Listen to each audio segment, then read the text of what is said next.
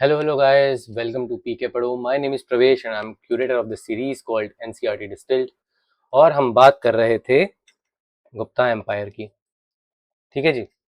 Gupta empire में हम already discuss कर चुके हैं जो उसके रूलर्स थे उनको, और जो उसके बाद हमने नेक्स्ट टॉपिक किया था उसमें हमने वहाँ का एडमिनिस्ट्रेशन, साथ ही साथ आपका सोसाइटी, रिलीजन और इकोनॉमी, ये हमने बात डिस्कस कर ली थी कि किस तरीके से उस पीरियड में डेवलपमेंट होता है चीज़ों का। अभी जो ये वाला टॉपिक है, जो ये वाला लेक्चर रहेगा हमारा, ये हमारा लेक्चर 28 है और इसमें हम जो है बात करेंगे फीचर्स का जो सेकंड पार्ट है, जैसे कि education, literature, art and culture, science, हम इसकी बात करेंगे यहाँ पे। ठीक है। और before that I want you to subscribe to this channel.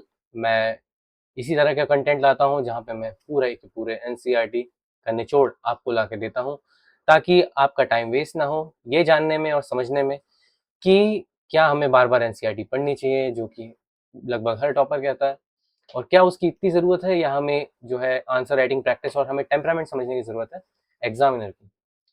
तो मैं ये कोशिश कर रहा हूँ कि यहाँ पे आपका टाइम रिड्यूस हो जाए, जो आप पढ़ने में सिर्फ डालते हैं आपको एक ही बार में बहुत सारी क्लैरिटी मिल जाए। इसलिए मैं जो कन्फ्यूजन जहाँ क्रिएट होता है बच्चों को, मैं वो भी समझाता हूँ। प्लस मैं ये कोशिश करता हूँ कि आपका जो है ध्यान यहाँ बना रहे। कोशिश करता हूँ कि लेक्चर कम से कम साइज का हो।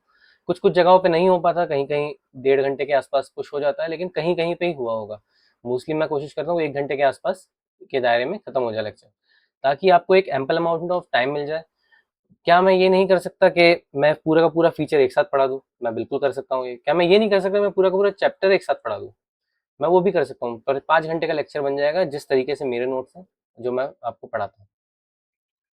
मुझे नहीं पता मैराथन वाले क्या करते हैं कि हम मैराथन करवा रहे हैं, ना मुझे ये पता है कि वन शॉट वाले क्या करते हैं कि हम एक ही बार में पूरा का पूरा एक सब्जेक्ट खत्म कर देंगे। मैं नहीं जानता ये बात, ना मैं बिलीव करता हूँ, क्योंकि ऑब्वियसली 1 घंटे के अंदर एंशियंट इंडिया पढ़ना, 1 घंटे के अंदर इन्वायरमेंट या साइंस एंड टेक का कोई सब्जेक्ट पढ़ना इम्पॉसिबल है। अगर आप उसके ऊपर ध्यान देते हैं और आप जो है शॉर्टकट अपनाना चाह रहे हैं, तो ये आपकी मर्जी है। मेरे को कोई दिक्कत नहीं है। आप बिल्कुल फॉलो करिए उनको, और 1 घंटे के अंदर करिए, और कितनी चीज़ें मिसिंग होती है आप तो नोटिस कर लेंगे कि क्या क्या छूटता है और वो क्या बोलते हैं कि ये कर लेना वो कर लेना। 400 पेज का अगर आप एक पीडीएफ बना रहे हो, जो कि वो लोग करते हैं बेसिकली, और वो पीडीएफ से अगर पढ़ाना शुरू करते हैं तो वो 12 घंटे के अंदर खत्म हो जाता है, तो मैं यकीन नहीं कर सकता। मैं खुद पर्सनली जब पढ़ने बैठता हूँ तो मैं एक दिन में पूरे, अगर मैं 6 घंटे पढ़ रहा हूँ तो मैं उसके टोटल मान के चलिए, अगर 1 घंटे में मैं 10 पेज ही पढ़ सकता हूँ। इतनी ही मेरी कैपेसिटी है, मैं तो यही मान के चलता हूँ भाई। बाकी तो लोगों के ऊपर है वो कितना भी पढ़ ले, क्योंकि यहाँ पे आपको सिर्फ पढ़ना नहीं है ना, आपको रिटेन भी करना है। फैक्ट्स है यहाँ पे। रिटेन करना बहुत मुश्किल हो जाता है फैक्ट्स, अगर आप समझ नहीं पाए तो प्लीज़, आप समझदार हैं खुद, आप एक गवर्नमेंट सर्विस या कोई एग्जाम की तैयारी कर रहे हैं, आप सक्षम हैं अपना डिसीजन लेने में। मैं बस आपको बता सकता हूँ कि मेरे कोर्स में आपको क्या फ़ायदा होगा। ओके। आप साथ ही साथ मेरा टेलीग्राम भी ज्वाइन करिए, वहाँ पे मैं सारे नोट्स डालता हूँ। जहाँ जिनसे मैं पढ़ा रहा हूँ वही एग्जैक्ट नोट्स आपको वहाँ मिलेंगे। आप प्लीज़ उन्हें डाउनलोड करिए। कुछ चार्ट्स है, कुछ इमेजेस हैं, आपको जहाँ से और पढ़ना हो, कोई और सोर्स हो आपका, उसमें ये सब अटैच करिए, आपको बहुत फ़ायदा होगा। ठीक है। तो हम बस शुरू करते हैं। तो ये टॉपिक पे जैसे मैंने बात करी कि एजुकेशन, लिटरेचर, आर्ट और साइंस की हम बात करेंगे कि गुप्ता पीरियड में किस तरीके से था। तो पहले हम बात कर लेते हैं आर्ट एंड आर्किटेक्चर की। आर्ट किस तरीके का डेवलप हुआ, क्या क्या नई चीज़ें, स्थापत्य कला में क्या नई चीज़ें आती हैं यहाँ पर। तो इस एज को classical as of Indian art भी कहा जाता है। डेवलपमेंट जो इंडिया में स्कल्पचर का वगैरह हुआ, जैसे सारनाथ और मथुरा की बात करेंगे हम, तो ये पिनेकल पे थे अपने इस समय पे। Okay. Art, architecture, sculpture, painting etcetera reached high level of development. Gupta art combined simplicity, elegance, spirituality and balance. Alright. यानी एक अच्छी लाइन है जो आप कोट कर सकते हैं, अगर मेंस का एग्जाम लिख रहे हैं तो आपको अच्छे नंबर मिल सकते हैं इस पर। The artistic tradition developed during this period influence later Indian art for centuries. Both Samudragupta and Chandragupta two were great patrons of art and literature. Chandragupta two case में हमने देखा कि पूरे नवरत्न थे उनके पास। आर्ट एंड कल्चर जो उज्जैन में जो काम कराया गया था पुराने समय पे, काफी अच्छा कराया गया था चंद्रगुप्त टू के द्वारा। सॉरी। स्कल्पचर्स क्या देखने को मिलते हैं, स्कल्पचर का जो हमारा आर्ट है क्या, तो Gupta sculptures are known for graceful proportions, spiritual expression, calmness, serenity, refined craftsmanship. हमने यहाँ पे देखा था, ये विष्णु का स्कल्पचर है, ये गुप्ता पीरियड का ही है, कितना सुंदर है आप खुद देखिए। ओके। उसी तरीके हमें और भी देखने को मिलते हैं यहाँ पे। Emphasis was placed on the inner beauty rather than the physical strength, जो कि हमें मथुरा में दिखता है। मथुरा स्कूल ऑफ आर्ट में मस्कुलर बुद्धा की बात करी थी मैंने।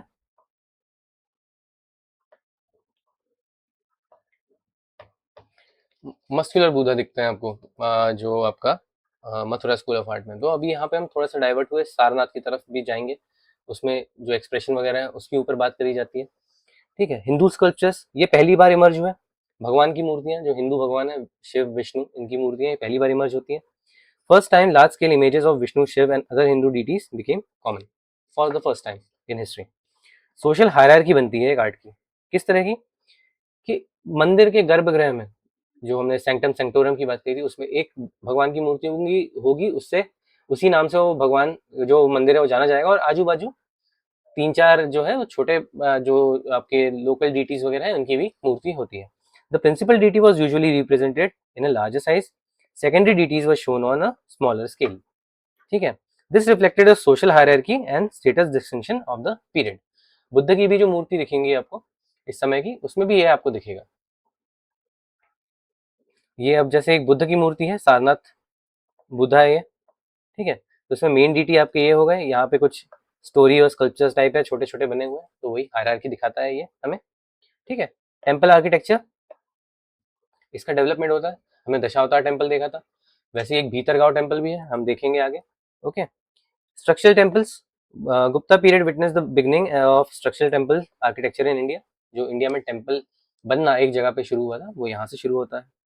Earlier temples were generally simple structures, बहुत ज़्यादा लेविश नहीं हुआ करते थे, जिस तरह से आज हम बड़े जो मंदिर देखते हैं, जैसे जगन्नाथपुरी मंदिर आपने देखा होगा, या लिंगराज मंदिर देखा होगा अगर आपको आइडिया होगा तो। जैसे इतने बड़े बड़े मंदिर है, उस टाइप के बड़े मंदिर नहीं हुआ करते थे पहले, छोटे बेसिक मंदिर हुआ करते थे, एक जगह पे बना हुआ है जैसे रहता है। कैरेक्टरिस्टिक्स क्या थे इसके? स्क्वायर सेंक्टम, गर्भगृह स्क्वायर होता था। शिखर बनना शुरू हुआ था मंदिर के ऊपर इस तरीके से। ठीक है, मंडप का डेवलपमेंट होता है, जहाँ पे आपका शिखर और ये आपका गर्भगृह होता है। जैसे आपका ये गर्भगृह है, इसके ऊपर ये शिखर बना हुआ है, तो ये आगे जाके ऐसे ये पिलर्ड हॉल होता है, इसे मंडप कहा जाता है। ठीक है, इसका डेवलपमेंट शुरू होता है यहाँ पे। Structural temples replacing rock cut tradition, जो है स्ट्रक्चर दिया जाता है, जैसे एक पर्टिकुलर पत्थर को तोड़ तोड़ के एक के ऊपर एक रख के अरेंज करके उस तरह का स्ट्रक्चर बनाया जाता है। और एक सिंगल रूम का सैंक्टम होता था पहले। ठीक है, इमेज रखी जाती थी उसमें भगवान की, और डोरवे पे डेकोरेटेड स्कल्पचर्स हुआ करते थे, द्वारपाल बोलते हैं हम जिसे। और मोस्टली नॉर्थ इंडिया में आप देखेंगे, नहीं सॉरी, नॉर्थ इंडिया में आप देखेंगे तो यक्ष बने रहते थे विष्णु के, जो इस पे रहते थे वो जय विजय, उनके जो अंगरक्षक हुआ करते थे विष्णु भगवान के, जय विजय, उनकी मूर्तियां दिखती है। और साउथ में आप जाएंगे तो गंगा यमुना, उनकी मूर्तियां दिखती हैं मंदिर के गेट पे। गणेश भगवान की दिखती है कभी कभी द्वारपाल के रूप में। ठीक है, तो इस तरीके की हमें मूर्तियां देखने को मिलती हैं। डेवलपमेंट, तो temples gradually evolve from single room structure to multi room structure इसी पीरियड में। अर्लियर गुप्ता पीरियड में सिंपल बनते थे, और धीरे धीरे उसी पीरियड में जो 400 250 300 साल का जो पीरियड था उसी में डेवलप हो गया ये इतना कि मल्टी रूम स्ट्रक्चर्स भी अब दिखने लगे हमें। Laid the foundation of later Nagara style temple architecture. जो नागर स्टाइल आर्किटेक्चर है, जो अगर हम आर्ट एंड कल्चर पढ़ेंगे तो हम उसमें ये जो है आपके टेम्पल कंस्ट्रक्शन के स्टाइल पढ़ेंगे। नागर है एक आपका, जो नॉर्थ इंडिया में होता था, नागरा स्टाइल, फिर द्रविड़ स्टाइल,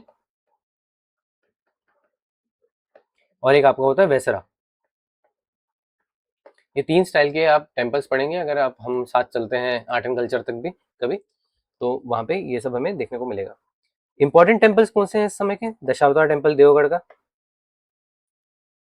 ये है आपका दशावतार मंदिर देवगढ़ में। ठीक है, ये देखिए आप कितना सिंपल स्ट्रक्चर है, एक कमरा है, ऊपर छोटा सा आपका शिखर है, बस मंडप वगैरह नहीं है, लेकिन एक चबूतरा बना हुआ है, बाकी और यहाँ पे कुछ हमें देखने को नहीं मिलता। तो ये दशावतार टेम्पल है इस टाइम का, यूपी में है ये, ईटा जिले में, और earliest surviving Hindu temple in India. ये विष्णु भगवान को डेडिकेटेड है, और मेच्योर गुप्ता स्टाइल को दिखाता है ये, कि उस टाइम जो गुप्ता स्टाइल में जो आर्किटेक्चर हुआ करता था टेम्पल का, किस तरीके का होता था। फिर एक है भीतरगांव टेम्पल, हमने भीतरगांव इंस्क्रिप्शन देखा था, एक भीतरगांव टेम्पल भी है, कानपुर में है आपका, one of the oldest surviving brick temple in India. याद रखिएगा, ये ब्रिक टेम्पल सबसे पुराना यहाँ का है। ये गुप्ता का ब्रिक आर्किटेक्चर दिखाता है, ये देखिए आप, ये ठीक है, ये ईंटें बनी लगी हुई हैं, ठीक है, ये पूरा आपका ये भीतरगांव का टेम्पल है। सिंपल एक स्ट्रक्चर है, ज्यादा बड़ा नहीं है, इलेबोरेट नहीं है, और छोटा सा शिखर है यहाँ पे। भितारी टेम्पल साइड, भितारी में भी है, गाजीपुर डिस्ट्रिक्ट में है, ये भी एक ब्रिक टेम्पल का जो एग्जाम्पल है, प्राइम एग्जाम्पल। हमें कुछ केव आर्किटेक्चर देखने को मिलते हैं, मैंने वराह केव के बारे में बताया आपको, उदयगिरी केव्स में वही है यहाँ पे भी। तो उदयगिरी केव्स में, जो आपकी विदिशा में है, मध्य प्रदेश में, ठीक है, तो यहाँ पे हमें गुप्ता पेट्रोनेज दिखता है, जो वैष्णविज्म को सपोर्ट करता है, क्योंकि वराह जो है अवतार था भगवान विष्णु का। Varaha sculpture, one of the most famous sculptures in Udayagiri, depicts Vishnu in his Varaha boar avatar rescuing the goddess earth, Bhudevi को बचाते हुए इनकी यहाँ प्रतिमा है। सिग्निफिकेंस क्या है, ये जो है सिंबलाइज करता है इंपॉर्टेंस ऑफ वैष्णविज्म को इन द गुप्ता एरा। कुछ ब्रॉन्ज आर्ट भी डेवलपमेंट हमें मिलता है। ब्रॉन्ज का अब काम सिक्के विक्के और ये सब में से हट गया था, अब इंपॉर्टेंट चीजों कहीं और इसका यूज होने लग गया था। लेकिन ये गुप्ता पीरियड के टाइम हमें बहुत रिफाइनमेंट देखने को मिलता है ब्रॉन्ज आर्ट में भी। तो हम देखेंगे एक सुल्तानगंज में एक बुद्ध की मूर्ति मिली है, हम उसके बारे में देखेंगे। तो ये सुल्तानगंज बूधा कहते हैं इस मूर्ति को, ठीक है, ये भागलपुर बिहार जो है आपका, वहां मिला है, और ये मूर्ति लगभग 2 मीटर ऊंची है, 2 मीटर ऊंची, बहुत ऊंची मूर्ति है। ये है वो मूर्ति, ठीक है, ये देखिए, ये बुद्ध की मूर्ति है, ये इसे सुल्तानगंज बूधा कहा जाता है, ये लगभग 2 मीटर की है पूरी। और आप इस पे इंट्रिकेट पैटर्न्स देखिए, देखिए ये आप इसके रोब्स देखिए, ओके, और डिजाइन, जैसे यहाँ पे कपड़े आ रहे होंगे इनके, तो उसके ऊपर ये डिजाइन है, रोब्स है, ऑलराइट। फिर मुद्रा है यहाँ पे, भगवान के हाथ की, बुद्ध के हाथ की जो मुद्राएं रहती हैं वो है यहाँ पे, देख सकते हैं आप, ये मुद्राएं हाथ में, ठीक है, ये एक मुद्रा है आपकी। चेहरे पे स्माइल है, ये हमने देखा था कि जो अंदर की खूबसूरती है वो दिखाने की कोशिश करी जाती थी बुद्ध आर्ट में, तो अंदर एक स्माइल है, ये दिखाया जा रहा है। One of the finest bronze images of ancient India, demonstrates advanced bronze casting techniques, ठीक है, ये लॉस्ट वैक्स टेक्निक होती है बेसिकली। लॉस्ट वैक्स टेक्निक में मोम का पहले बनाया जाता है, आपकी मूर्ति बनाई जाती है, उसके ऊपर मिट्टी लगाई जाती है, और एक होल छोड़ दिया जाता है दोनों सिरों पे। एक सिरे से आप गरम जो है आपका मेटल डालते हैं, और दूसरे सिरे से जो मोम रहता है वो जो वैक्स है वो पिघल के बाहर निकल जाता है, तो लॉस्ट वैक्स टेक्निक इसलिए कहते हैं इसे। और reflects the excellence of Gupta metallurgy and sculptures. Painting भी हमें कुछ दिखने को मिलती, क्या है, अजंता पेंटिंग जो है ये इवॉल्व होना शुरू होती है इस समय, धीरे धीरे। मोस्टली जो इसको अच्छा जो इम्पीटस मिलता है वो कृष्णा 2 के टाइम मिलता है, जो कि आपके राष्ट्रकूट थे, उसके उस टाइम पे बहुत ज्यादा डेवलप होती है, लेकिन यहाँ से शुरू होना चालू हो जाता है। तो वाकटका पेट्रोनेज मिलती है अजंता पेंटिंग्स को। वाकटकास कौन थे, वाटकास जो थे, आपने, मैंने बताया था, रुद्रसेन याद है आपको, Rudrasena one, he was the son in law of Chandragupta two. Chandragupta two जो थे, उनकी जो डॉटर थी प्रभावती देवी,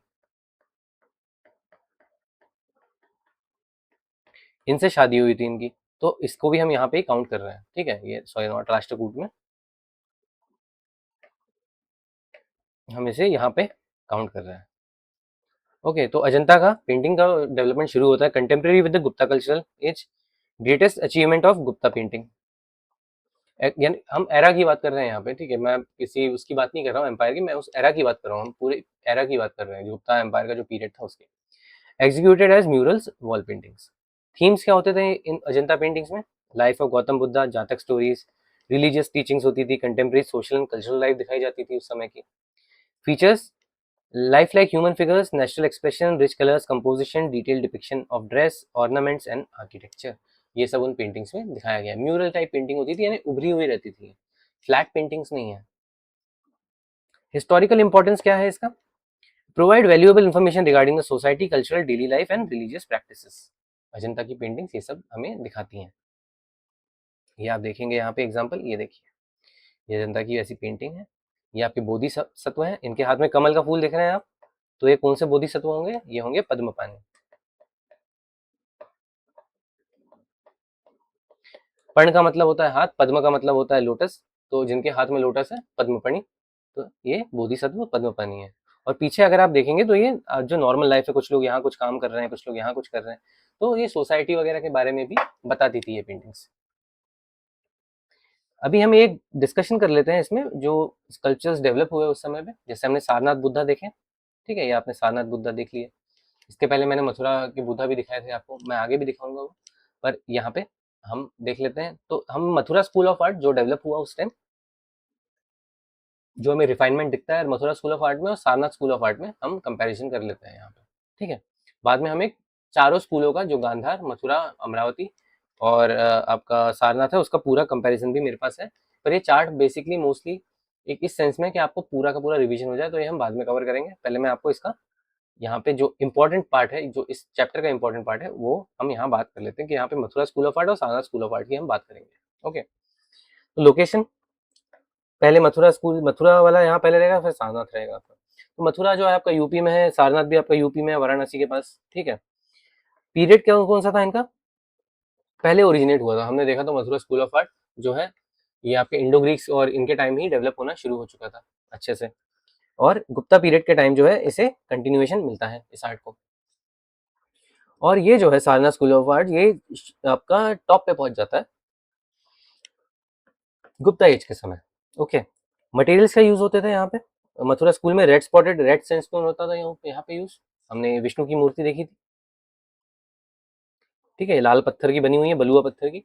ओके, और यहाँ पे क्या होता था, यहाँ चुनार का स्टोन यूज होता था। अगर आप देखेंगे यहाँ पे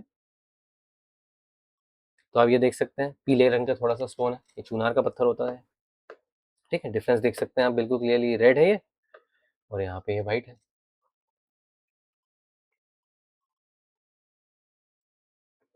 रिलीजियस थीम्स क्या होती थी मथुरा स्कूल में? बुद्धिस्ट, हिंदू, जैन। और यहाँ पे क्या होती थी, यहाँ प्रीडोमिनेटली जो है सारनाथ में प्रीडोमिनेटली बुद्धिस्ट है। यहाँ पे हिंदू वाला ज्यादा नहीं आया ना, जैन तीर्थंकर वगैरह की इनकी मूर्तियां नहीं बनी, लेकिन मथुरा स्कूल में सारी बनी। बॉडी स्ट्रक्चर भगवान का जो बनाते हैं, मोस्टली बुद्ध की बात करेंगे हम, तो यहाँ पे रोबस्ट, फ्लैशी, पावरफुल फिजिक, बोला था ना मैंने Mathura is equal to muscular, तो मस्कुलर फिजिक दिखाई जाती है बुद्धा की उसमें। यहाँ पे क्या है, स्लेंडर, ग्रेसफुल, आइडियलाइज फिजिक, दुबले पतले दिखाते हैं यहाँ पे। एक्सप्रेशन चेहरे पे अर्थली एंड ह्यूमन लाइक, यहाँ पे डिवाइन दिखेगा, थोड़ा highly spiritual, serene, meditative. Okay, drapery, तो drapery folds clearly visible Mathura school में। सुल्तानगंज बूथा देखा, यक्षी देखी थी हमने दीदारगंज की, किस तरीके से उसके उनके ऊपर डिजाइन थे वो। यहाँ पे रोब almost transparent, folds बेयरली visible. Example दिखाते हैं जैसे आपको सारनाथ स्कूल में। अब देखिए, ये रोब पहना हुआ है, कपड़े डले हुए हैं, लेकिन बिल्कुल इनविजिबल है, ऐसा लग ही नहीं रहा है कि ड्रेपरी वगैरह है इनके ऊपर कुछ, क्लीन बॉडी लग रही है बिल्कुल, जबकि ये क्लियर है कि कपड़े पहने हैं, ठीक है। ये देखिए आप, ये आप यहाँ पे देखेंगे तो ये क्लियर समझ में आएगा कि हाँ कपड़े पहने हुए हैं पूरे, लेकिन इतनी ट्रांसपेरेंट दिखती थी कि ऐसा समझ में नहीं आता था कि पहने हैं या नहीं पहने हैं, ठीक है। ऑलमोस्ट ट्रांसपेरेंट बोला जाता है इसे।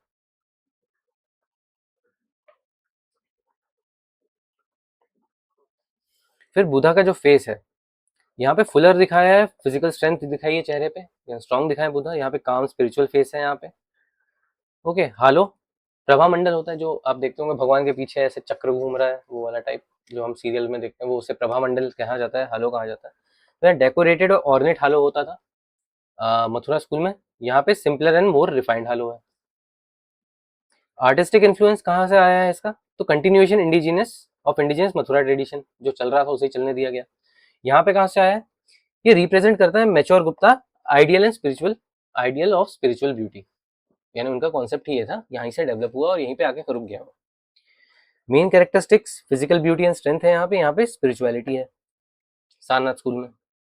Famous example standing Buddha Mathura में एक है, यहाँ पे मथुरा की ड्राइंग मैंने आपको बहुत स्टार्टिंग में दिखाया था जब हम बुद्धिज्म की बात कर रहे थे तब। और यहाँ पे सीटेड बुद्धा इन धर्मचक्र मुद्रा सारनाथ, ये जो अभी ऊपर आपने देखा यही वाला, यहाँ पे हम इसी की बात करें, सबसे फेमस पेंटिंग है, यानी स्कल्पचर है आपका सारनाथ बुद्धा का। अभी हम नीचे जब मेन वो बात करेंगे तब मैं आपको सारे के सारे दिखाऊंगा, आप वहां पे समझ जाएंगे। ठीक है, यहाँ देखिए आप एग्जाम्पल। ठीक है जी, ये आपके गांधार वाले बुधा है। ड्रेपरी देख रहे हैं, क्लीन है, फेस कट कैसा है, घुंघराले बाल है। ठीक है, तो ये आपके, और पत्थर का कलर ग्रे है, तो ग्रे चिस्ट है ये स्टोन। यहाँ पे आपके मस्कुलर बुधा है, आप देखिए मसल बनी हुई है, वी शेप आ रहा है पूरा यहाँ पे। ड्रेपरी है क्लीन, पूरी ड्रेपरी समझ में आ रही है, कपड़े पहने हुए हैं इस तरीके से। स्ट्रॉन्ग चेहरा दिख रहा है पूरा फुल। यहाँ पे आपका मथुरा स्कूल है, लाल रंग का पत्थर है। ठीक है, ये सारनाथ स्कूल में आप कंपेयर कर लीजिए खुद ही आजू बाजू में, आपको समझ में आ जाएगा। यहाँ पे हालो जो है ये डेकोरेटेड है, यहाँ पे हालो क्लीन है, बिल्कुल प्लेन हालो है। ये पीछे जो है ये सिंहासन है, ये हालो नहीं है, ये सिंहासन है। और इसके सामने ये जो ये है ट्रांस ब्लैक ब्लाइंड, ये वाला पार्ट, ये हालो है इसका, मूर्ति का। ठीक है, और यहाँ पे आप देखेंगे ये डेकोरेटेड है हालो पूरा, ये पूरा हालो जो है यहाँ पे डेकोरेटेड है।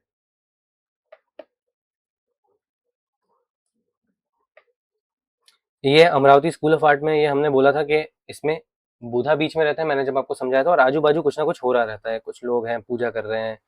ठीक है, भगवान के चरणों में बैठे हैं। ये अमरावती स्कूल ऑफ आर्ट में होता है। ये व्हाइट लाइमस्टोन और मार्बल के बीच का पत्थर है, वो वाला पत्थर यहाँ यूज होता है। ठीक है, ये मैंने आपके कंपैरिजन के लिए ही यहाँ पे ये सारी चीज, ये वाला टेबल बनाया है। ओके, अभी हम एक बार अगर आप चाहते हैं तो हम इसको देख लेंगे, लेकिन हम इसे लास्ट में देखेंगे, मैं अभी नहीं देख रहा इसे, पहले मैं पूरा ये पार्ट कवर कंप्लीट कर लेता हूँ, क्योंकि ये इसका हिस्सा नहीं है, जो हम पढ़ रहे हैं उसका हिस्सा नहीं है। मैंने बस क्योंकि हम यहाँ कंपेयर कर रहे थे, और प्रोबेबली इसके बाद ये रिपीट नहीं होगा ज़्यादा, क्योंकि अब इसके बाद जो है बहुत सारी चीज़ें चेंज हो जाती है। अब हम टेम्पल आर्किटेक्चर की तरफ बढ़ रहे हैं यहाँ से। अब यहाँ पे आपको जो स्कल्पचर वाला पार्ट है ये ज़्यादा देखने को नहीं मिलेगा। गांधार स्कूल ऑफ आर्ट लगभग लगभग वैनिश हो जाता है इस टाइम के बाद, इसके बाद अब कोई यानी इवॉल्व नहीं हो पाता। तो यहाँ पे ये वाला पार्ट जो है खत्म हो जाएगा, अब ये सीधा आर्ट एंड कल्चर में आएगा अब।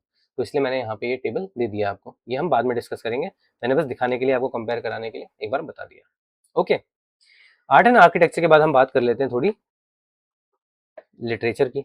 लिखा पढ़ा क्या गया उस समय भाई, तो ये गोल्डन एज ही है फिर से। Gupta age is always about golden age, तो ये संस्कृत लिटरेचर की गोल्डन एज है। संस्कृत लिटरेचर बहुत ही एडवांस स्टेज पे पहुंच जाता है इस समय, और यहाँ से जब गुप्ता पीरियड खत्म होता है तब वहां से डिक्लाइन शुरू होता है संस्कृत का, और अब डेवलपमेंट होता है अपभ्रंश का, जहां से डेवलप होता है रीजनल लैंग्वेजेस का। मराठी, बंगाली, गुजराती, कन्नड़, ये सब वहीं से निकले हैं, सब लैंग्वेज। तो यहाँ पे संस्कृत का ये भी पीक है, पिनेकल है, गोल्डन एज है ये मान के चलिए। ठीक है, तो Sanskrit emerged as a dominant language for literature, learning and intellectual discourse. The period witness remarkable development in poetry, drama, grammar, lexicography, political literature and religious literature. ये सब चीजें इस टाइम पे बहुत सारी लिखी गई, कालिदास ने बहुत सारी चीजें लिखी। ठीक है, विशाखा दत्त की हमने 2 किताबें देखी, देवी चंद्रगुप्तम और मृच्छकटिका वगैरह, सब हमने बहुत सारी देखी किताबें, हम अभी और बात करेंगे उसकी। आपको जो है फिर रॉयल पैट्रोनेज मिलता है। ठीक है, जैसे Kalidas was in Chandragupta second court in Ujjain, literary and scholarly activities के लिए। Gupta literature influence Indian culture and literary traditions for centuries. तो संस्कृत का डेवलपमेंट बहुत ही स्ट्रॉन्ग तरीके से हुआ था इस समय। कालिदास की थोड़ी बात करते हैं। Greatest Sanskrit poet and dramatist ever, he flourished during the Gupta period, probably in the court of Chandragupta II. Okay, his work are celebrated for their literature, literary excellence, poetic beauty and vivid description. अब क्या works हैं इनके? Abhijnana Shakuntalam, the recognition of Shakuntala. ठीक है, इसकी कहानी बहुत interesting है। ओके, पर अभी बता नहीं सकता मैं, पर बहुत अच्छी कहानी है। Consider one of the greatest dramas in the world literature, यानी इतनी इंपॉर्टेंट अच्छी कहानी है कि बहुत सारी पिक्चरें जो बनती है वो इसी कहानी पे आधारित होती है। ठीक है, आप आए, मिले, भूल गए, फिर उसके बाद फिर आपको पता ही नहीं चला। पहले के टाइम में बहुत पिक्चर बनती थी, फिर आप कहीं आप शिकार करने गए, आपको सर पे चोट लग गई, आप महिला के बारे में भूल गए, महिला अपने बच्चा लेके घूम रही है और ढूंढ रही है आपको, ताकि आप पहचान ले। पर आपको याद है कि आपने एक अंगूठी दी थी उनको, आपको अंगूठी याद है अपनी, तो अंगूठी ले लेके घूम रहे हैं, फिर आपका बच्चा आता है अंगूठी लेके कि माता ने मुझे अंगूठी दी है, क्या आप जानते हैं। ऐसी ऐसी ये कहानी है। तो ये कहानी तो बहुत कॉमन है, हमने देखी हुई है बहुत सारी पिक्चरों में। Narrates the love story of King Dushyant and Shakuntala, masterpiece of Sanskrit drama, translated into many world languages, celebrated for emotional depth and poetic elegance. एक और किताब है इनकी, मेघदूतम द क्लाउड मैसेंजर, सबसे महानतम रचना मानी जाती है इनकी मेघदूतम। लिरिक पोएम डिस्क्राइबिंग यक्ष who sends a message to his beloved through a cloud. Famous for his beautiful description of nature and geography, considered one of the finest lyrical poems in Sanskrit. Okay. फिर Raghuvansh, epic poem narrating the history of achievements of the Raghu dynasty. Lord Ram आए थे जिस dynasty से. The lineage of Lord Ram, important source of understanding classical Sanskrit poetry. इसके बाद कौन सी किताब है इनकी? इसके बाद इनकी किताब है कुमार संभवम। ये कहानी किसकी है? ये शिव और पार्वती की शादी की है। और बर्थ किसका दिखाया? कार्तिकेय का इसमें। Important work of religious and mythological literature. एक है फिर ऋतु संहारा, ये भी इनकी किताब है। Poetic description of the 6 Indian season, जो 6 ऋतुएं हैं हमारे देश की, उनके बारे में एक पोएटिक डिस्क्रिप्शन है ये। Vivid for its famous for its vivid poetry, portrayal of nature. Sorry, तो ये बात ये दिखाते हैं। अगले आपके राइटर है भाषा। ये one of the earliest Sanskrit dramatist हैं और 13 प्लेज लिखे हैं इन्होंने ट्रेडिशनली, यानी बताया जाता है 13 लिखे हैं, और भी लिखे होंगे जो गुम गए हो सकता है, लेकिन 13 तो हमें मिलते हैं। इनका एक प्ले है Urubhanga, the most famous play of Bhasa based on Mahabharata. ये किसकी कहानी दिखाता है? दुर्योधन की कहानी दिखाता है उरुभंगा। तो दुर्योधन के एंड से जो ट्रेजिक एंड हुआ था, जब वो यानी जब वो भीम से लड़ाई हो गई थी उनकी, उसके बाद जब उन अपने पैर पकड़ के बैठे हुए थे वो, वहां से नरेशन चालू होता है उरुभंग का, जब वो कृष्ण से वार्तालाप कर रहे हैं कि मेरी क्या गलती थी, क्या मैंने क्या गलत किया कि मेरे पिताजी अगर राजा थे उनको अंधा बोला गया, तो ये मेरी गलती थी। तो ये वाली कहानी जो है वो जस्टिफाई करने की कोशिश करता है दुर्योधन कि मैंने क्या गलत किया अगर मैंने ये लड़ाई लड़ी है तो वो वाला इसे उरुभंग में दिखाया गया है। स्वप्न वासवदत्ता, हमने लॉ किंग उदयन पढ़ा था वत्सा डायनेस्टी के, उनकी कहानी है ये, ठीक है। Historical romantic drama of Vasavadatta और किंग उदयन। तो वासवदत्ता इनका जो है रोमांटिक इंटरेस्ट रहता है, तो उसके सपने में, यानी किंग उदयन के सपने में वासवदत्ता आती है हर रात, उसके ऊपर कहानी है Swapna Vasavadatta. Significance, important contribution to Sanskrit drama. फिर शुद्रक ने लिखी थी Mrichchhakatika. Mrichchhakatika the little clay cart, इसका इंग्लिश ट्रांसलेशन है मृच्छकटिका का मतलब होता है one of the most famous Sanskrit drama है ये। बहुत इंपॉर्टेंट किताब भी है, यूपीएससी बहुत क्वेश्चन पूछ चुका है बहुत बार। Provides valuable information regarding urban life, merchants, trade and commerce, artisans, social custom. इसमें जो है कहानी आपको मिलती है आम्रपाली की।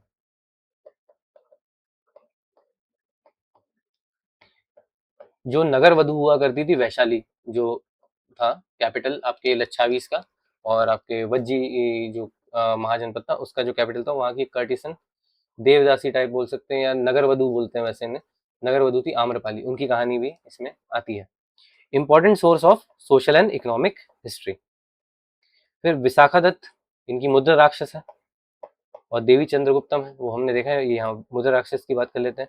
Political drama based on Chandragupta Maurya, Chanakya and establishment of Mauryan empire. ये सब चीजें ये दिखाते हैं यहाँ पे। Provides insight into the ancient Indian diplomacy and statecraft. Chanakya ने किस तरह चंद्रगुप्त मौर्य को तैयार किया, और नंद के साथ, धनानंद के साथ उनकी फिर लड़ाई होती है, और किस तरह मौर्य साम्राज्य उभर के बाहर आता है नंद डायनेस्टी को हरा के, वो बात करी गई है मुद्रा राक्षस में, ठीक है। मुद्रा राक्षस का मतलब बेसिकली होता है द क्या, द सपोर्टर ऑफ इकोनॉमी। मुद्रा राक्षसा, तो राक्षसा वाज एक डेजिग्नेशन हुआ करती थी, तो यानी सपोर्टर बोल सकते हैं या मंत्री बोल सकते हैं, उसकी ये बात है। फिर देवी चंद्रगुप्तम लिखी है इन्होंने देवी चंद्रगुप्तम विशाखा दत्त ने लिखी है। ये फ्रेगमेंट्री ड्रामा है, ये हमें इंफॉर्मेशन देता है रामगुप्त के बारे में और गुप्ता डायनेस्टी के बारे में। बेसिकली कहानी वैसे तो चंद्रगुप्त वन और उनकी पत्नी कुमार देवी के बारे में, पर ये रामगुप्त के बारे में भी हमें आगे की बात, क्योंकि ये लिखा उस तरह से गया है, और रामगुप्त का और कोई एविडेंस हमें इसके अलावा मिलता नहीं है। Important source of Gupta political history as well as genealogy, ठीक है। फिर इसके बाद आते हैं आपके कमंडका। कमंडका ने लिखी थी नीतिसार। इनको फिर नीतिसार लिखने की वजह से इन्हें उसी लेवल पे खड़ा कर दिया गया जहां अर्थशास्त्र,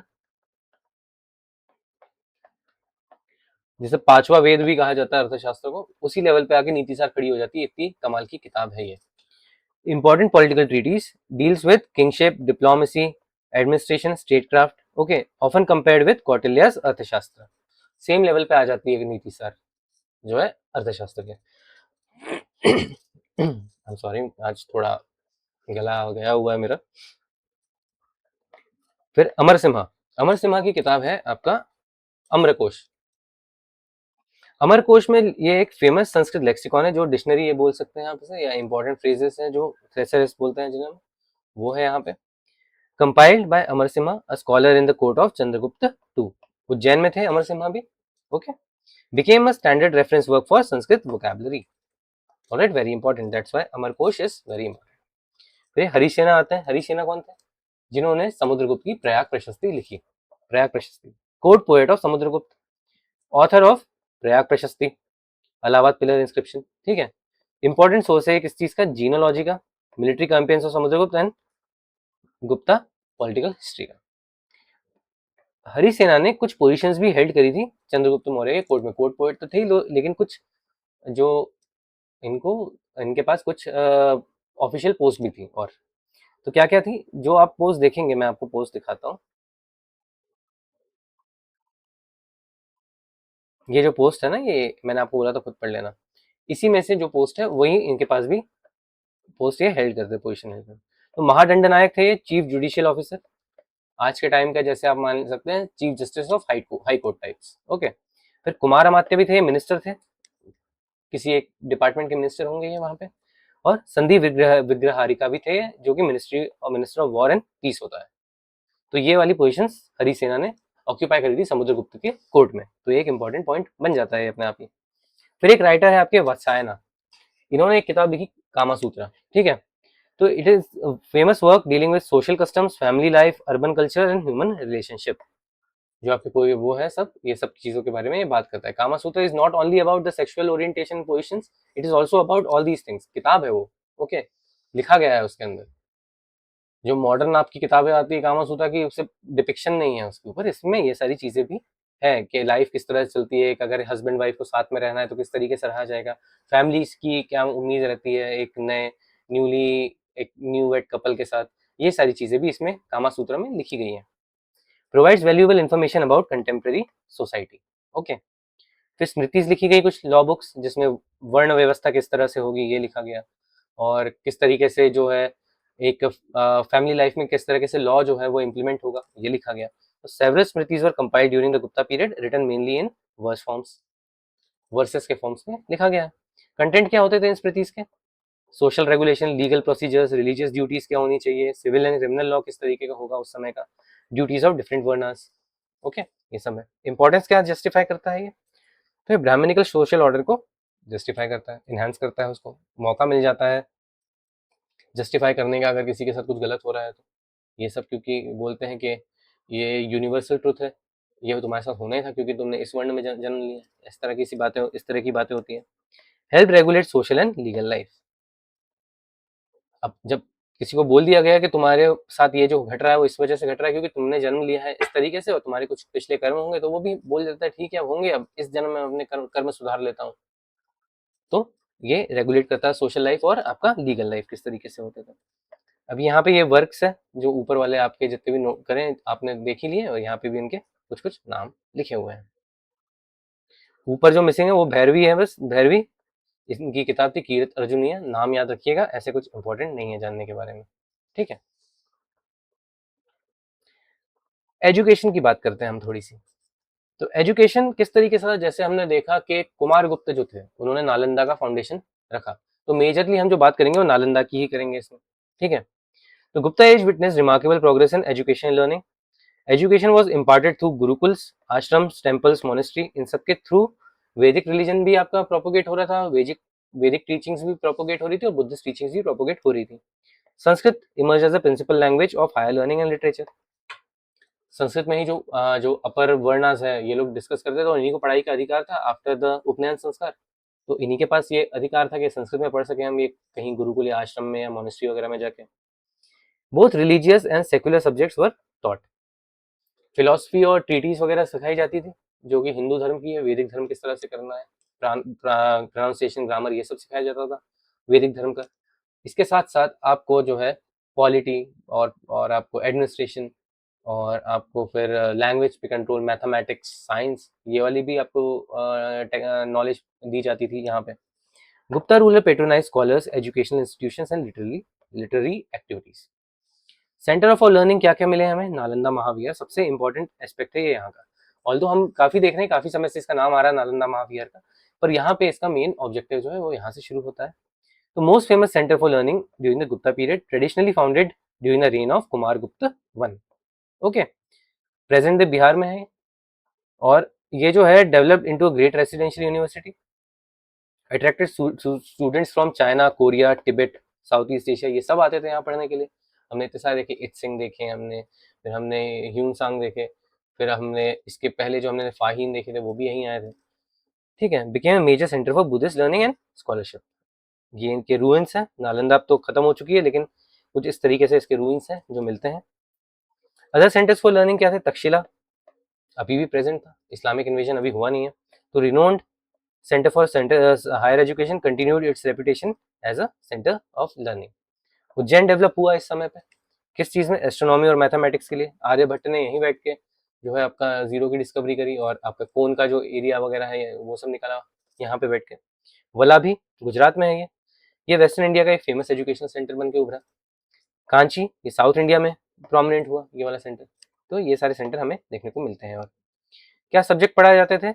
वेदास, वेदांग, पुराण, बुद्धिस्ट लिटरेचर, ये सब पढ़ाया जाता था यहाँ पे। लैंग्वेज और लिटरेचर किस तरीके के? Sanskrit, grammar, poetry, literature. Sanskrit ही एलीट लैंग्वेज बन गई थी तो वही मोस्टली फोकस करी जाती थी। फिलोसफी, लॉजिक्स एंड एथिक्स पढ़ाए जाते थे। साइंस और मैथमेटिक्स, ठीक है, जैसे मैथमेटिक्स, एस्ट्रोनॉमी, एस्ट्रोलॉजी, मेडिसिन, ये सब पढ़ाया जाता था। एडमिनिस्ट्रेटिव स्टडीज पढ़ाई जाती थी कि पॉलिटिकल साइंस पढ़ाया, लॉ, स्मृतिज जो लिखी गई हैं वो पढ़ाई, या स्टेट क्राफ्ट किस तरीके से ऑर्गेनाइज होगा, नीति सार, अर्थशास्त्र, इनके बारे में बताया गया, ये सब चीजें पढ़ाई जाती थी। Method of education residential system था, गुरुकुल सिस्टम जैसे हम बोलते हैं। आपको वहीं रुक के वहीं पे अपनी सर्विसेज देनी पड़ती थी और वो सर्विसेज के बदले आप एजुकेशन ले सकते हैं। गुरुकुल का बेसिकली मीनिंग ये होता है, आपसे पढ़ने नहीं जाते, आप एक फीस देते हो किसी तरीके से अपने वापस गुरु को। अब वो सर्विस हो सकती है उनके आश्रम में काम करके, कोई गाय चरा रहा है या कोई खेती कर रहा है, साथ में मिलकर मदद कर रहा है, और उसके बदले गुरु जी आपको जो है एजुकेशन का गिफ्ट देते हैं। एक ये चीज है। तो ये वाला कॉन्सेप्ट डेवलप होता है यहाँ पे। Education was largely residential in nature and students lived with their teachers, gurus और in the monasteries. Teaching method के तरीके होते थे memorization, discussion, debate, oral instruction and practical learning. Return अभी इतना ओरिजिन हो चुका है वैसे, लेकिन इतना नहीं हुआ है ऑन पेपर। अगर देखें on paper, literally on paper, तो कागज वगैरह पे लिखना है, पोथी वही वाला सिस्टम इतना नहीं चलता है अभी। Objectives, intellectual development, moral training, character formation and religious instruction दिए जाते थे, ये इसका ऑब्जेक्टिव हुआ करता था। टीचर का क्या रोल है इस समय के? क्या किया उन लोगों ने? तो सोशल स्टेटस बहुत हाई था, mostly they were Brahmins, already high social status. ऊपर से गुरु की हमारे यहाँ भारत की संस्कृति में वैसे ही बहुत इज्जत रही है हमेशा से, तो इसलिए हायर सोशल स्टेटस मिलता था इन लोगों को। रिस्पॉन्सिबल किस चीज के लिए होते थे? एजुकेशन, मॉरल गाइडेंस और प्रिजर्वेशन ऑफ नॉलेज के लिए। आप अपना नॉलेज किसी को इम्पार्ट करेंगे तो वो आगे जाके और किसी को इम्पार्ट करेगा वही knowledge. Many renowned scholars were attached to royal courts and educational institutions. Okay guys, अब सिग्निफिकेंस क्या है गुप्ता टाइम के एजुकेशन की? तो गोल्डन एज बोला जाता है, हम ऑलरेडी देख चुके हैं।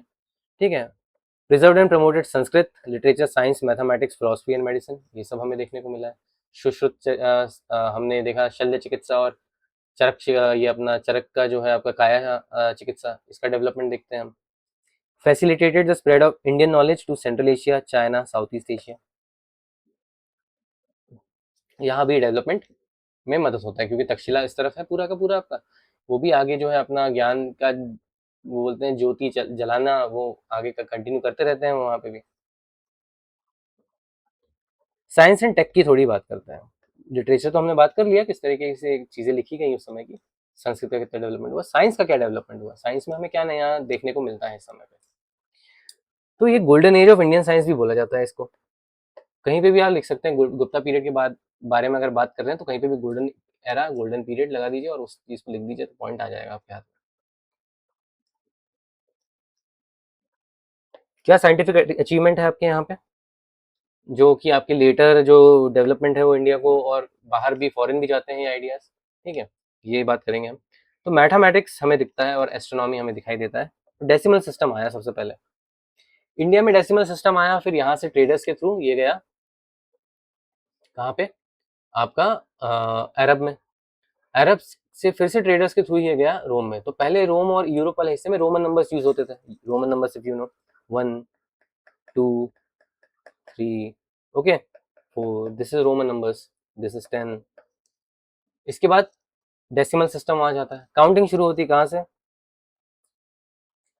ये 1 2 3 4 5 6 7 8 9, ठीक है। ये एक्चुअली आपके ये रोमनाइज्ड नंबर है, क्योंकि मेरे को उतने अच्छे से नहीं आती हिंदी, ये जो अपने देवनागरी वाले नंबर है वो लिखना, तो ये वो है, और ये बाद में इसका ओरिजिन होता है 0 का, ओके। तो डेसिमल सिस्टम हमारा शुरू होता है 1 से 10 के बीच में, हम एक सेट बनाते हैं और वही सेट कंटिन्यू होता है आगे तक।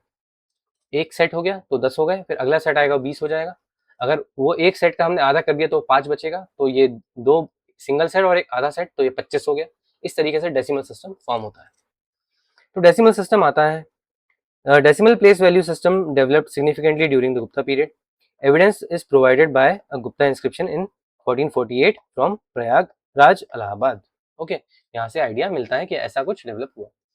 अब मैं जो आपको कहानी बता रहा था कि पहले ट्रेडर्स आए, जो अरेबियन ट्रेडर्स यहाँ पे इंडिया में, यहाँ से वो आइडिया लेके गए डेसिमल सिस्टम का अरेबिया। अब अरेबिया से आइडिया जाता है यूरोप, तो न्यूमरल्स जो है ये डेवलप हो गए थे इंडिया में, अरब्स ने हमसे सीखे कैलकुलेशन के लिए, और रोमन्स ने और यूरोपियंस ने अरब से सीखे। तो उन्होंने, जो आपके यूरोपियंस थे, उन्होंने इसको नाम दे दिया Arabic numerals.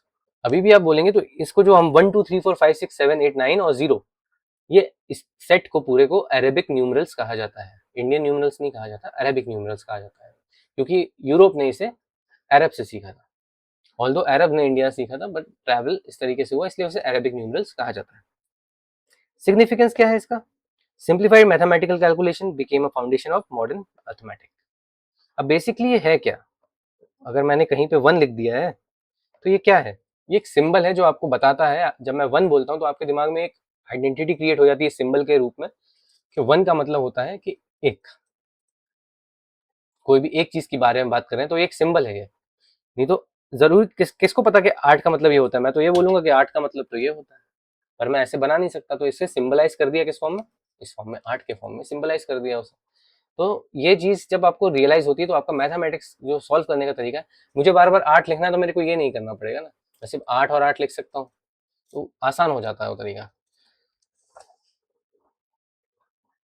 Concept of zero ये इमर्ज होता है, हम देखते हैं आर्यभट्ट ने लेकर आए थे कॉन्सेप्ट को, तो शून्य डेवलप किया जाता है। Along with the decimal system, it revolutionized mathematics. Importance क्या थी, made complex calculation easier and became one of the India's greatest contribution to the world civilization.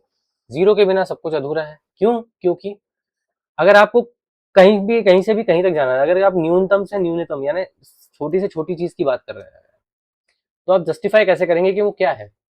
1 तक तो एक यूनिट है, मुझे दिख रहा है, मैं 1 अगर बोल रहा हूँ 1 फिंगर तो ये है, लेकिन 0 फिंगर क्या है, 0 फिंगर है मतलब या तो आपका हाथ ही नहीं है या आप ही नहीं है, तो जस्टिफाई कैसे होगा, फिलोसफिकल थॉट है इसका। 0 का मतलब क्या होता है, 0 फिंगर का मतलब क्या होगा, ये 0 फिंगर है, ये भी 0 फिंगर है, और अगर मैं यहाँ से चला जाऊँ तो वो भी 0 फिंगर है। तो ये डेवलपमेंट जो होता है, ये इसको फिलोसफिकल थॉट प्रोसेस बोलते हैं। ये एक आइडिया होता है कि यार हम कहाँ तक, इसकी सीमा कहाँ तक बना सकते हैं, कि हम ये कहाँ तक सोच सकते हैं, कोई चीज खत्म होगी तो कहाँ तक खत्म होगी, वो है जीरो। जीरो एक्चुअली में एग्जिस्ट नहीं करता है कोई भी चीज, लेकिन अगर किसी खत्म होने की तरफ जा रही है तो उसे शून्य कहा जा रहा है, कि कोई चीज शून्य की तरफ जा रही है। शून्य होता कुछ नहीं है, शून्य की तरफ जाया जाता है, ठीक है। तो फिलोसफिकल थॉट है, थोड़ा मेटाफिजिक्स आ जाता है यहाँ पे, फिलोसफिकल थॉट है एक, पर हाँ, क्योंकि शून्य का मतलब एक्चुअल में यही होता है, वो एक कंडीशन है जिसकी तरफ कोई चीज चल पड़ती है, जहाँ वो खत्म होने लगती है धीरे धीरे धीरे धीरे जाके, उसका वहां का कोई अंत नहीं है, वो खत्म ही होती रहती है, अनंत है वो। आर्यभट्ट, ये एक बड़े आपके विद्वान आते हैं इस समय पे, ठीक है, greatest mathematician and astronomer of this time, composed a book called Aryabhatiya 499 AD में। इसमें बात किस बारे में करते हैं, अर्थमेटिक, ज्योमेट्री, एल्जिब्रा, एस्ट्रोनॉमी, इसकी बारे में बात करते हैं। फिर एस्ट्रोनॉमी में हमें क्या देखने को मिलता है, first Indian astronomer to explain many astronomical phenomena scientifically, Aryabhata ने किया था ये। Examine the true cause of solar and lunar eclipse, ये हमें जस्ट दिखाए थे हमने कि भैया सूरज, राहु और केतु नहीं आ रहे हैं। राहु और केतु का कॉन्सेप्ट जो है आपका ये होरा से डेवलप हुआ था, यानी जो आपका ग्रीक नॉलेज है वहां से आया था, लेकिन वो उन्होंने बोला कि नहीं भाई नहीं होता है ऐसा। जब पृथ्वी चक्कर लगाती है सूर्य की, और जब चंद्र चक्कर लगाता है पृथ्वी का, इस वजह से आपका सोलर इक्लिप्स और लूनर इक्लिप्स होता है। Propose that the earth rotates on its own axis, धरती अपनी ही धुरी पे, धुरी बोलते हैं एक्सिस को, याद रखिएगा, ठीक है, ये धुरी पे धरती घूमती है अपनी एक्सिस पे। The earth revolves rotates on its own axis. फिर वराहमिहिर आते हैं आपके, ये भी एक इंपॉर्टेंट आपके कॉन्ट्रीब्यूटर है। तो one of the greatest astronomers and mathematicians of ancient India. अब इनने कुछ किताब लिखी, क्या है, बृहत संहिता एक किताब है इनकी। तो इंसाइक्लोपीडिक वर्क है that covers astronomy, geography, botany, architecture, meteorology and astrology, काफी सब्जेक्ट कवर कर लेते हैं ये। एक आती है इनकी book Pancha Siddhantika, very important book. Okay, a lot of times question has been asked on this कि पंच सिद्धांतिका में एक्चुअली बात किसके बारे में करी गई है, या किसने लिखी है, या वराहमिहिर ने कौन सी किताब लिखी है, किस समय पे लिखी गई है। ये क्वेश्चन बहुत बार आ चुके हैं। पंच सिद्धांतिका एक इंपॉर्टेंट किताब बन जाती है हमारे लिए। ये एक इंपॉर्टेंट एस्ट्रोनॉमिकल ट्रीटीज है, और ये जो पहले के जो 5 अर्लियर स्कूल्स ऑफ एस्ट्रोनॉमी है उनको समराइज करती है। 5 एस्ट्रोनॉमिकल स्कूल्स होते हैं आपके, उनको समराइज किया जाता है इस किताब में। कौन से होते हैं जानने की जरूरत नहीं है हमें, पर जैसे ज्योतिष एक है, ठीक है, शून्यवादी है, तो इस तरीके के हमको अलग अलग जो है एस्ट्रोनॉमिकल स्कूल्स वो दिखाई देते हैं।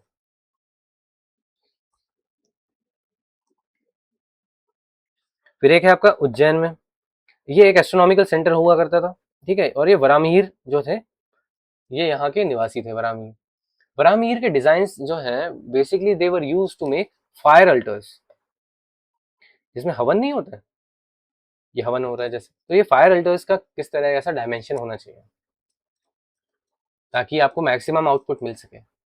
ओके, तो ये सब जो कॉन्सेप्ट है ये आपके वराहमिहिर लेकर आए थे उस समय पे। सिग्निफिकेंस क्या है, it is preserved and systematised astronomical knowledge. Brahmagupta, ये एक राइटर है आपके, ये भी एक इंपॉर्टेंट मैथमेटिशियन है, इनने किताब लिखी थी सूर्य सिद्धांत। एस्ट्रोनॉमिकल टेक्स्ट है, इसमें planetary motion, time calculation, eclipses, astronomical measurements, इनकी बात करी गई है। Significance, contributed significantly to Indian astronomical tradition.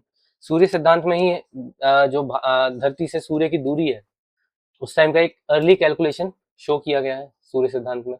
तो ये किया था आपके ब्रह्मगुप्त ने। बहुत इंपॉर्टेंट कॉन्सेप्ट बन जाता है कि भैया उस समय पे भारत धरती से जो है वो दूरी कितनी है उसकी बात करी गई है। पूरे धरती का जो सरकमफ्रेंस है वो कितना है इसकी बात करी गई है। सर यानी 6003, जो अपना 6300 किलोमीटर का जो सरकमफ्रेंस माना जाता है वो एक्चुअली आया कहाँ से, ऐसा ये बात इसमें कही गई है। सॉरी, जो डायमीटर है 6300 स्क्वायर, 6300 किलोमीटर का, वो किस तरीके से आया, ये सब बातें करी गई है उसमें। सरकमफ्रेंस बताया गया है 14,800 किलोमीटर का आपका सरकमफ्रेंस है। ये कुछ कुछ बातें उसमें बताई गई है सूर्य सिद्धांत में। मेडिकल साइंस का डेवलपमेंट होता है, तो medicine and Ayurveda reach its high level of development during the Gupta period, और knowledge of diagnosis, treatment, surgery, ये सब हमें देखने को मिलता है। हम ऑलरेडी जो है हम चरक और सुश्रुत पढ़ चुके हैं इस चीज में। अभी हम वाघ भट्ट देख लेते हैं। ये एक आयुर्वेदिक स्कॉलर थे, ठीक है, वाघ भट्ट, और इन्होंने भी आयुर्वेदिक लिटरेचर के डेवलपमेंट में काफी काम किया। मेटलर्जी की हम साइंस देखते हैं कि भाई जो आपका मेहरौली आयरन पिलर है अभी तक रस्ट फ्री है, इतना समय हो गया है इसको, पर उसमें जंग नहीं लग रही है, किस तरीके से ये पॉसिबल है। तो आयरन टेक्नोलॉजी, ब्रॉन्ज कास्टिंग, जो हमने सुल्तानगंज बूथा देखा था ब्रॉन्ज कास्टिंग का, ठीक है, मेटल स्कल्पचर्स, इसकी टेक्नोलॉजी डेवलप होती है इस टाइम पे। तो आयरन पिलर एट मेहरौली इसका एक एग्जाम्पल है आपका। इसके फीचर्स क्या है कि भाई हाई क्वालिटी रॉट आयरन से बना है, 1500 साल हो चुके हैं लेकिन रस्ट फ्री है अभी भी, and it demonstrates advance metallurgical skills. Significance क्या है इस बात का कि ये एक बहुत बड़ा अचीवमेंट था उस समय का यार, ये लोहे का कुछ ऐसा बनना, स्ट्रक्चर बनना जिसमें जंग नहीं लग रही है बिल्कुल भी, और इतना स्ट्रांग है, अभी तक टिका हुआ है। Reflects the scientific and technological advancement of Gupta age. Alright, बस यहीं तक था हमारा ये सिलसिला फीचर्स का। अब बस हम डिक्लाइन की तरफ बढ़ते हैं। डिक्लाइन देख लेते हैं एक बार कि क्यों डिक्लाइन हुआ बेसिकली आपका Gupta empire. The Gupta Empire, which had emerged as the most powerful empire in northern India, began to decline during the late 5th century AD। हमने बात की थी स्कंदगुप्त की। स्कंदगुप्त के बाद हमने वहां भी डिक्लाइन थोड़ा सा डिस्कस किया था। यहाँ पे आपको मेन आपकी पूरी थ्योरी समझ में आएगी कि हुआ क्या था। तो स्कंदगुप्त ने हुणास से लड़ाई करी, और बाकी भी आपके जो फिड्यूशरी राजा है ये लोग भी पावरफुल हो रहे हैं। आपके पास जो लैंड है वो आपने ग्रांट कर दिया लैंड ग्रांट के रूप में। अब आपके पास रेवेन्यू भी नहीं आ रहा है, आपके पास चारों जगह से अटैक्स भी हो रहे हैं, और आगे की जो सक्सेसिव लाइन है उसके पास जो है ट्रेजरी भी नहीं बची ताकि वो खर्च कर सके मिलिट्री में। तो यहाँ से इसलिए आपका डिक्लाइन शुरू होता है। By the middle of the 6th century AD, Gupta authority had largely disappeared from most parts of the North India। अब पालास आ गए आपके ईस्ट में, गुर्जरा प्रतिहार आ गए आपके वेस्ट में, ठीक है, पुष्यभूति आपके इमर्ज होते हैं नॉर्थ में, ये डेवलपमेंट शुरू होता है। डेक्कन में आपके राष्ट्रकूटास और वाकाटकास ये लोग स्ट्रांग होने लगते हैं, बादामी चालुक्य स्ट्रांग होने लगता है, ठीक है, कदम्बा स्ट्रांग होने लगता है। ये आपके अब नए नए जो है आपके इमर्ज होना शुरू हो गए। कामरूप जो अपने आप में एक पहले इंडिपेंडेंट था, फिर हिस्सा बना, और फिर अब अलग हो गया कामरूप फिर से। तो ये नए डेवलपमेंट शुरू होते हैं यहाँ से। The decline was caused by combination of foreign invasion, rise of regional powers, administrative decentralisation, economic difficulties, growth of feudalism, military weakness. यही वाले सारे हमने टॉपिक्स डिस्कस करे थे कि ये कारण है उसमें। हुनाज इन्वेशन सबसे इंपॉर्टेंट एस्पेक्ट है। The Hunas were Central Asian tribes who invaded India during the second half of the 5th century AD. The successors of Kumargupta II and Chandragupta II and Kumargupta I faced repeated Huna attacks। बात किसकी हो रही है यहाँ? स्कंदगुप्त की। क्या impact पड़ता है इससे? 485 में हुनास जो है वो ऑक्यूपाई कर लेते हैं आपके मालवा को और सेंट्रल इंडिया का एक बहुत बड़ा हिस्सा। अब मैं आपको दिखाऊंगा यहाँ पे डायग्राम, यानी आप एक इमेज आप वहां देखेंगे। ये है आपका last stage of Gupta empire, ठीक है, 500 बीसी के थोड़ा सा और आगे चले गए वहां पे। अब ये जो हुण एम्पायर है ये अटैक करना शुरू करता है। ये आप इंडिया की पॉलिटिकल बाउंड्री देख रहे हैं, और ये यहाँ तक अंदर तक घुस चुके हैं, पूरी तरह से यहाँ तक आ चुके हैं। ये आप देख रहे हैं उज्जैन, बस ये इतने दूर है उज्जैन से। उज्जैन वगैरह भी इनने पूरा ऑक्यूपाई कर लिया, चंबल के इस तरफ आके रुक गए थे। तो हुण जो है बाद में जाके राजपूत भी बन गए बहुत सारे, ठीक है। हम बाद में जो हमारा अगला टॉपिक आएगा पोस्ट गुप्ता वाला, उसमें भी हम डिस्कस करेंगे थोड़ा सा इसको। इसमें क्या ज्यादा अंदर घुसने की जरूरत नहीं है, इतना इनका इंपॉर्टेंस नहीं। इनके कुछ राजा हैं उनके बारे में पता हो आपको तो उतना काफी है, ज्यादा इनके बारे में ज्यादा चीजें नहीं आती, क्योंकि इसके बाद तुरंत यहाँ पे पुष्यभूति इसने जो है रूल करना शुरू कर दिया, तो इनको फिर से पीछे ढकेल दिया गया था, तो ज्यादा डेवलप हो ही नहीं पाया यहाँ पे। मिहिर कुल का कश्मीर में इन्वेजन था, ठीक है। और ये देखिए white Huns attack and occupy Kashmir and Punjab by 422 and ejected by Skandagupta. जो स्कंदगुप्त का बताया था मैंने पहले स्टार्टिंग में, उन्होंने कोशिश करी थी धकेल दे, वो हराया था उन्होंने इनको आपके हुनास को, तो यहाँ से उन्होंने इन्हें हराया था। ये कहाँ से आते थे हुन्स आपके जो है? हुना आए थे आपके कुछ रीजन है जैसे कि समरकंद, उज्बेकिस्तान की कैपिटल है आपकी, फिर बुखारा जो सदर्न रशिया है, जो आपके अफगानिस्तान से लगा हुआ है, उस रीजन को बुखारा कहते हैं, वहां से आए थे। ओके, तो Punjab and Rajasthan also came under their control Huns.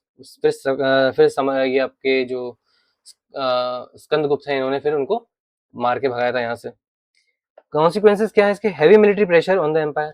अब मिलिट्री को आपको पैसा देना है, उनको आपको रिसोर्सेज देने हैं ताकि वो काम करें वहां पे बॉर्डर पे खड़े होके। Exhaustion of imperial resources and weakening of central authority. Significance क्या है इसका? Most important external cause of Gupta decline है ये, इसके अलावा उससे बड़ा और कोई कॉज नहीं है। लैंड ग्रांट वगैरह तो ठीक है, लोकल ये जो हो रहा है, लोकल जो किंगडम्स है वो भी छोटे छोटे, हम उन पे कंट्रोल कर सकते हैं, लेकिन इतना बड़ा इन्वेजन जब हो रहा है हमें हमारे ऊपर बाहर से उसका, उसको कैसे कंट्रोल किया जाए? उसके लिए तो आपको फेस टू फ्रंट लड़ाई करनी पड़ेगी, तो बहुत रिसोर्सेज खर्च हो गए इनके। फिर कुछ रीजनल पावर्स का जो है हम उद्गम देखते हैं, जैसे यशोधर्मन देखते हैं जो मालवा के राजा थे, ठीक है। Yashodharman emerged as a powerful ruler of Malwa, successfully challenged Gupta authority, and by 532 AD, he erected victory pillars commemorating his conquest, claimed control over almost the whole northern India। कहाँ पे है इनका विक्ट्री पिलर? मंदसौर में है। मंदसौर कहाँ पड़ता है आपका? मध्य प्रदेश में,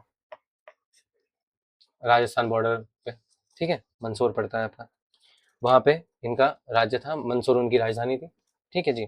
इसका इम्पैक्ट क्या पड़ा? This reduce Gupta prestige and influence and accelerated the fragmentation of the empire. Provincial independence भी हमें कहीं कहीं पे दिखता है, जैसे नॉर्थ बंगाल में जहाँ पालाज इमर्ज हो गए। ठीक है, उसके बाद साउथ बंगाल जो समताता रीजन था आपका, यहाँ पे फिडुशरीज जो थे वो अलग होना शुरू हो गए। ये आपका कलिंग अलग हो जाता है यहाँ से। रिजल्ट क्या है इसका? इंपीरियल कंट्रोल इस जगह से हट जाता है और ये थोड़े डिस्टेंस हो जाते हैं, क्योंकि अब जो राजधानी है आपकी ऑलरेडी उज्जैन है, और आपका जो एक फिड्यूशरी बैठा था बंगाल में, उसने बोला कि तुम देख लो अपना, मैं मेरा देख रहा हूँ। वीकनिंग ऑफ एडमिनिस्ट्रेटिव यूनिटी देखने को मिलती है इस वजह से हमें। Rise of पुष्यमित्रास।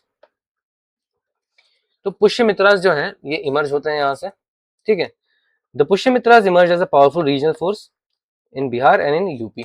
ये एक डायनेस्टी है पुष्यमित्र की, ये इमर्ज होना शुरू होता है। पुष्यमित्र शुंग की बात नहीं हो रही है, याद रखिए आप। पुष्यमित्र अपने आप में एक डायनेस्टी है, वो डेवलप हो रही है। कैपिटल इनकी होती है कन्नौज, और ये 550 बीसी तक बिहार और आपका यूपी वगैरह का बहुत सारा हिस्सा गुप्ता से ले लेते हैं। अब हम कुछ इकोनॉमिक कॉजेज देखते हैं इसके कि क्या कारण थे। तो डिक्लाइन इन रेवेन्यू, क्योंकि लैंड ग्रांट्स आपने दे दिए, अब आपके पास रेवेन्यू नहीं आ रहा, क्योंकि उसके आपने ये अथॉरिटी भी दे दी लैंड ग्रांट के साथ कि तुम ही देख लो यहाँ का टैक्सेशन और खुद रख लो। Large scale land grants reduced the revenue available to the states. Tax free grants became increasingly common. Tax देने की कोई जरूरत नहीं है, जो भी आ रहा है उस जमीन से वो सब तुम्हारा। कॉन्सिक्वेंसेज क्या हुए इससे? ट्रेजरी कमजोर हो गई आपकी, weakening of royal treasury, reduce ability to maintain a large standing army and increasing dependence on the feudatories. जो बाकी फिड्यूशरीज जो पैसे नहीं दे रहे थे वो तो बात की बात है, लेकिन जो लोग दे रहे थे अब उनके ऊपर लोड बढ़ गया कि यार अब मुझे और देना पड़ेगा, क्योंकि आपको ट्रेजरी तो भरनी है, रॉयल ट्रेजरी तो भरनी चाहिए। यहाँ से नहीं आ रहा तो वो बोल देंगे, जब पहले 1/6 दे रहे थे, एक काम करो वो लोग तो नहीं दे रहे, तुम मेरे को 1/4 दे दो। तो इसके ऊपर तो 25% का प्रेशर बढ़ गया ना। तो ये एक इशू था। डिक्लाइन हो गया ट्रेड में इसी कारण से, क्योंकि छोटे छोटे आपके ये जो रीजन है ये डेवलप हो गए, अब ये टोल मांगने लग गए। जहां से आपको क्रॉस करना है अगर कोई पर्टिकुलर रीजन, तो उसने बोला कि पहले टोल दो फिर पास करो। तो इस वजह से जो आपके आर्टिकल्स हैं वो महंगे हो गए, उनकी डिमांड कम हो गई। इस कारण से डिमांड कम होगी तो हमने देखा जैसे सिल्क वीवर्स है वो लोग गुजरात छोड़ के मालवा आ गए थे, अब बोल रहे थे कि हमको अब वो काम ही नहीं करना, दूसरे ऑक्यूपेशन में आ गए। इस तरीके से migration of silk weavers migrated from Gujarat to Malwa, many abandoned weaving and adopted other occupations. Already same बात हम डिस्कस कर दिए थे। सिग्निफाई क्या करता है? Declining the demand of luxury goods.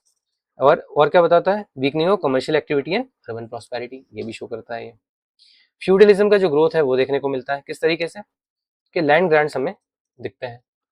Land grants इतने बांटे, किनको बांटे? ब्राह्मण्स को बांटे, ऑफिशियल्स को बांटे, रिलीजियस कॉन्स्टिट्यूशन इंस्टीट्यूशंस को बांटे, ब्रह्मदेव देवदान, ये सब किया गया।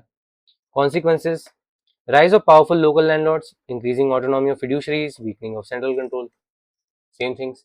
अगर आप किसी को दे दोगे लैंड और बोलोगे कि तुम ही इसका टैक्स ले लो, मेरे को देने की जरूरत नहीं है, तुम बस इस जगह पे राज करो, तो अब ये बताइए ना, अब उसको आपसे क्या लेना देना? मिलिट्री भी वो अपनी स्टैंड कर सकता है जब वो पाल सकता है, यानी इतना सारा उसके पास सरप्लस आ जाएगा, जब वो एक जगह को ऑपरेट कर रहा है और उसको टैक्स नहीं देना है, उसके पास सरप्लस आ गया, अपनी मिलिट्री बना लेगा। अब उसको तुमसे क्या लेना देना? वही हुआ यहाँ पे। This signifies the beginning of feudal tendencies in Indian society. Okay.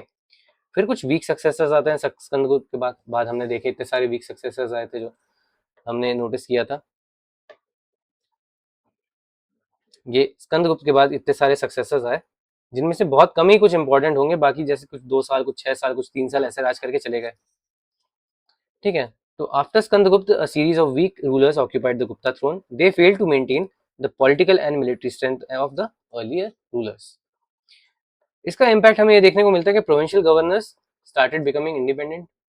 अब वो एक्सर्ट कर सकते थे अपनी पावर, तो वो अलग हो गए। Regional kingdoms emerged, central authority rapidly weekend in this particular point of time. Okay, मुआ खारीज की बात करी थी हमने, फिर हमने माद्रकास की बात करी थी, फिर पुष्यभूति, ये सब फिड्यूशरी तो थे इनके,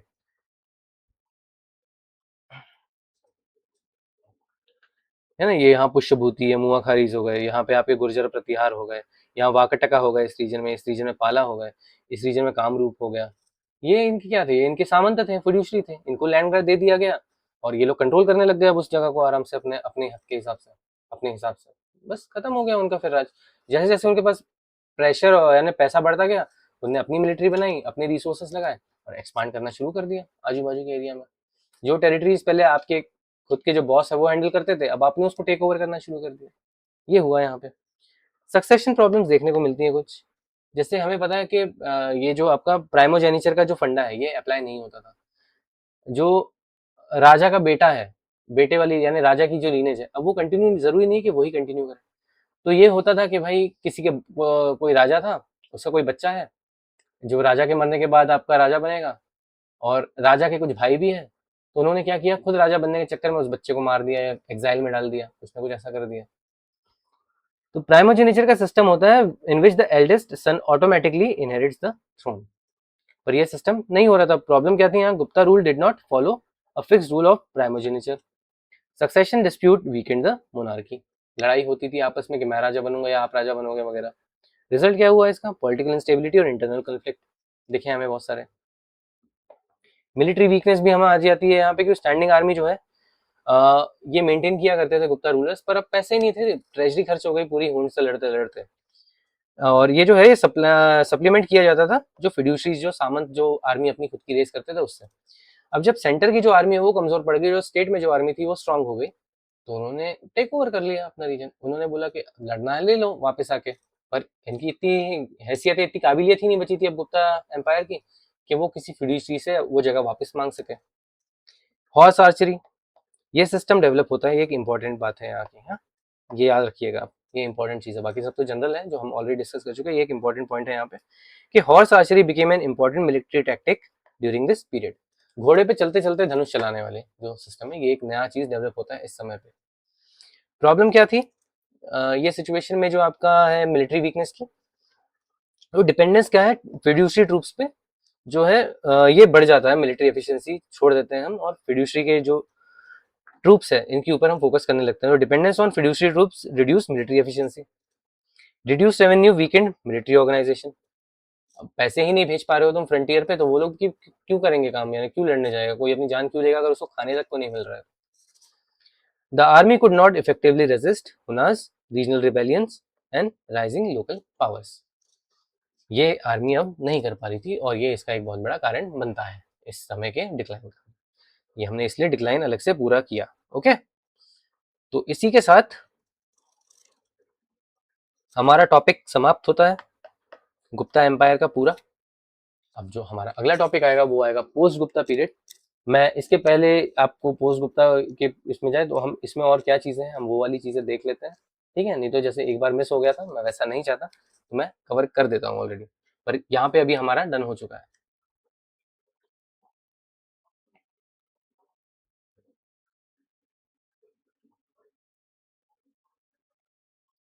ये एक इन्फोग्राफ है कि किस तरीके से जो है डिक्लाइन हुआ। तो आप देख सकते हैं ये Hun invasion, deteriorating military strength, weak imperial successors, provincial independence हुआ, ठीक है।